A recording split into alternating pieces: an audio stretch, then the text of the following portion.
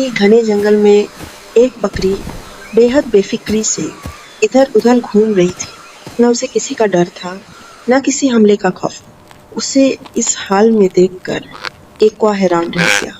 उसने पूछा, बकरी बहन, इस जंगल में रहते हुए तुम्हें किसी से डर क्यों नहीं लगता? बकरी हल्की सी मुस्कुराई और बोली, भाई, मेरी बेफिक्री की वजह एक पुरानी कहानी है। कुछ अर्सा पहले एक शेरनी अपने 2 छोटे बच्चों को छोड़कर मर गई थी। मैंने उन पर तरस खाया और अपने दूध पर उन्हें पाला। आज वो जवान हैं और पूरे जंगल में ये ऐलान कर चुके हैं कि हमारी बकरी माँ की तरफ कोई भी बुरी नजर से देखेगा तो उसका अंजाम अच्छा नहीं होगा। अब बड़े से बड़ा खूंखार जानवर भी मुझ पर हाथ डालने की हिम्मत नहीं करता, तो छोटे मोटे जानवरों की बात ही क्या है। कौआ ये सब सुनकर सोच में पड़ गया।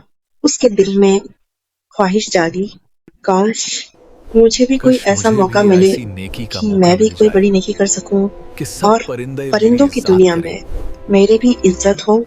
यही सोचते सोचते वो उड़ता चला जा रहा था कि अचानक नीचे नदी में उसकी नजर पड़ी।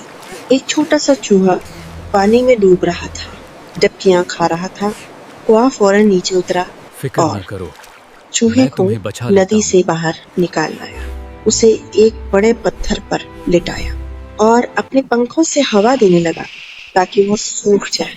जैसे ही चूहे को होश आया, उसने अचानक कौए के पंख कतरने शुरू कर दिए।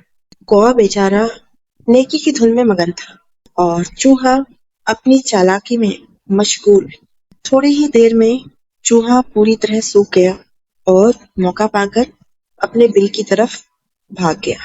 कौआ अपनी नेकी पर बहुत खुश था। उसी खुशी में उसने लंबी उड़ान भरनी चाही, लेकिन अगले ही पल वो मुंह के बल जमीन पर आ गिरा। उसके पंख टूट चुके थे। अब वो उड़ नहीं सकता था, बस जमीन पर घिसट रहा था। इत्तेफाक से वहीं से बकरी गुजरी। उसने हैरानी से पूछा, कौए भाई, तुम्हारी ये हालत कैसे हो गई? कौआ गुस्से में बोला, ये सब तुम्हारी वजह से हुआ। तुम्हारी बातों से प्रभावित होकर मैंने नेकी कमाने के चक्कर में चूहे की जान बचाई और उसने बदले में मेरे ही पंख कतर लिए। बकरी जोर से हंस पड़ी और बोली, नादान, अगर नेकी ही करनी थी तो किसी शेर के बच्चे के साथ करते। चूहा तो चूहा ही रहेगा, वो अपना चूहापन जरूर दिखाएगा। बदजात और बदनस्ल के साथ नेकी करने वाले का अंजाम वही होता है जो तुम्हारा हुआ। कौए के बच्चे मोती चुगकर हंसने बन जाते और खारे कुएं में मीठा डाल देने से पानी मीठा नहीं हो जाता।